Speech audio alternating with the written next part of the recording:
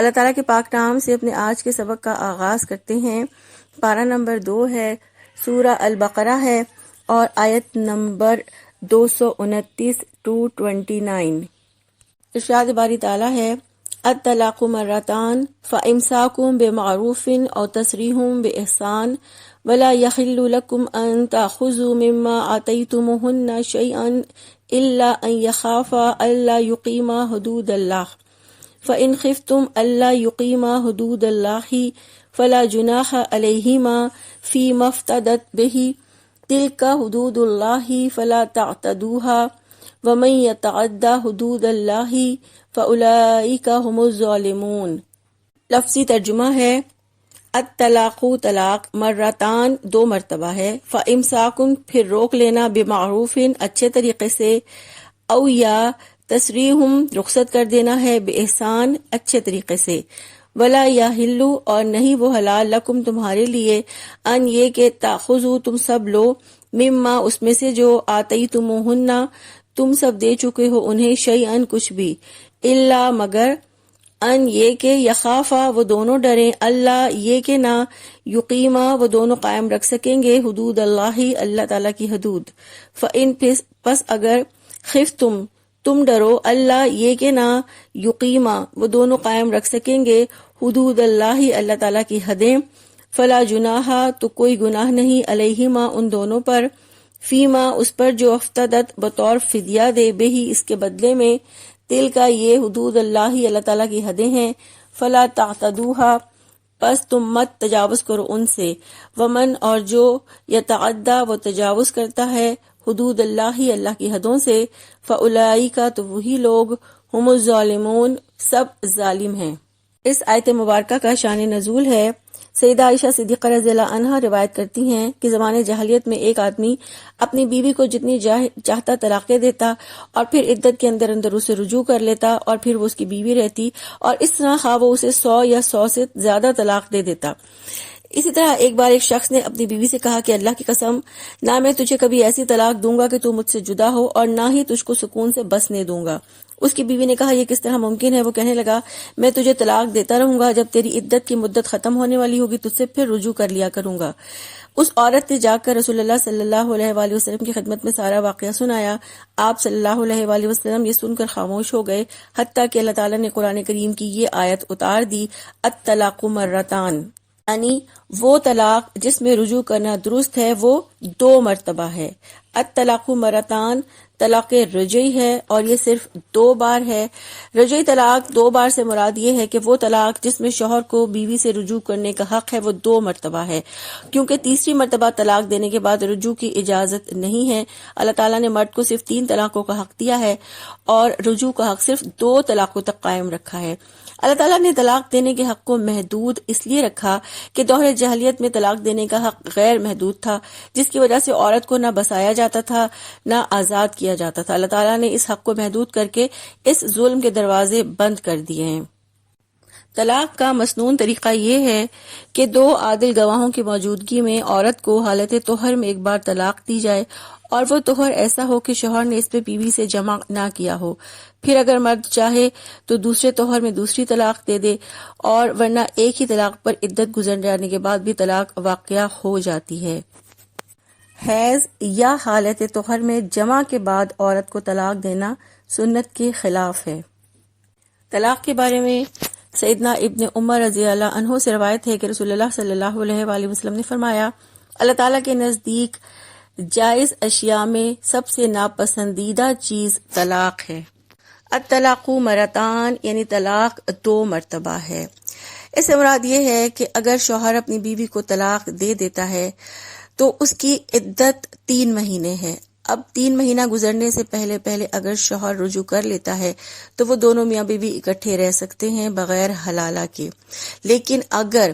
3 مہینے عدت کے گزر جائیں تو پھر یہی دونوں میاں بیوی نیا نکاح کریں گے نئے مہر کے ساتھ بغیر حلالہ کے۔ اسی طرح سے دوسری مرتبہ اگر شوہر نے طلاق دی تو وہ پہلی طلاق کاؤنٹ رہے گی اور یہ دوسری طلاق کہلائے گی، اس میں بھی عدت 3 مہینے ہے۔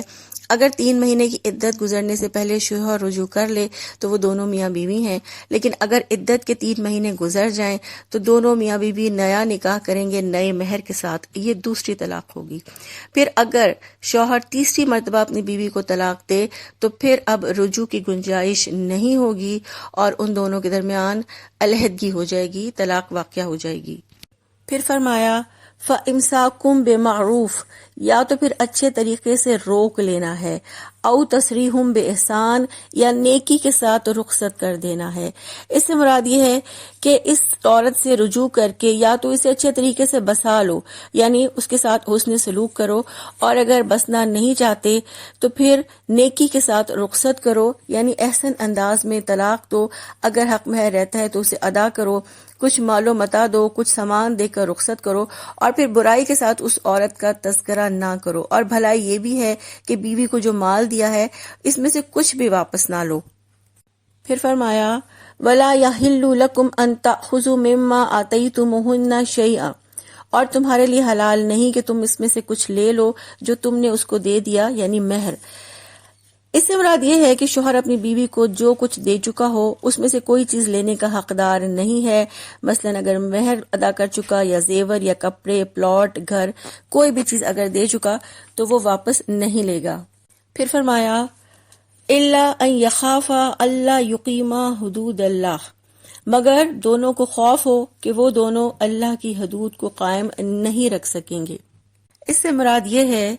کہ اللہ تعالیٰ نے ازدواجی زندگی کے ضمن میں جو اہداف اور مقاصد متعین کیے ہیں اور جو احکامات اور آداب بتائے ہیں، اگر دونوں فریقین یعنی میاں اور بیوی یہ محسوس کریں کہ وہ انہیں پورا نہیں کر سکتے تو اللہ تعالیٰ نے یہاں ایک صورت بتائی ہے کہ جس میں عورت کوئی مال یا رقم فدیے کے طور پر دے کر ایسے شوہر سے خلاصی حاصل کر سکتی ہے، یعنی معروف طریقے سے خلا لے سکتی ہے۔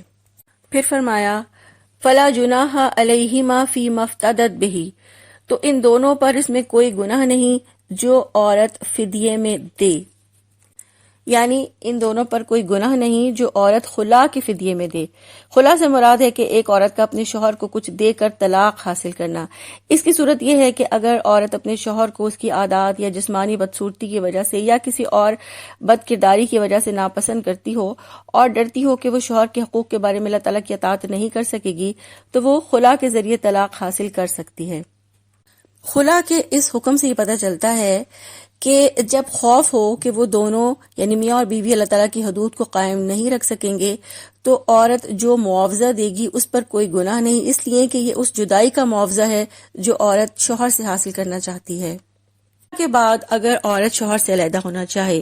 تو شوہر عورت سے اپنا دیا ہوا مہر واپس لے سکتا ہے۔ حضرت عبداللہ ابن عباس رضی اللہ عنہ سے روایت ہے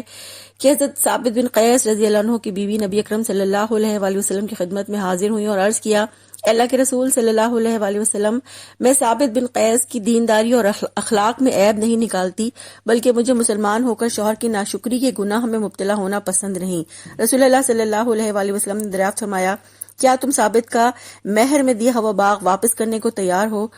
عورت نے عرض کیا ہاں۔ چنانچہ رسول اللہ صلی اللہ علیہ وآلہ وسلم نے حضرت ثابت کو حکم دیا کہ اپنا باغ ان سے واپس لے لو اور انہیں طلاق دے دو۔ صحیح بخاری کی روایت ہے 5273۔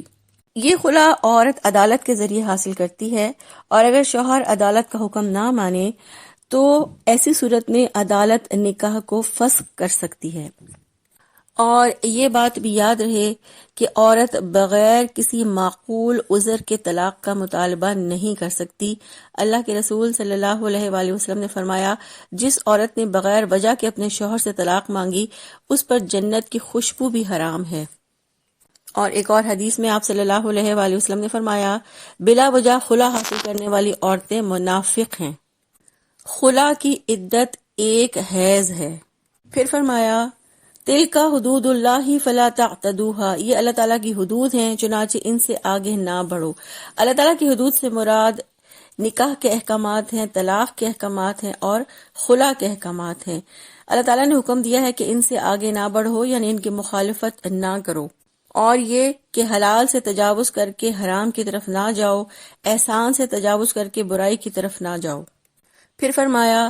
وَمَن يَتَعَدَّ حُدُودَ اللَّهِ فَأُولَٰئِكَ هُمُ الظَّالِمُونَ، اور جو لوگ اللہ تعالیٰ کی حدود سے آگے بڑھیں گے یہی لوگ ظالم ہیں۔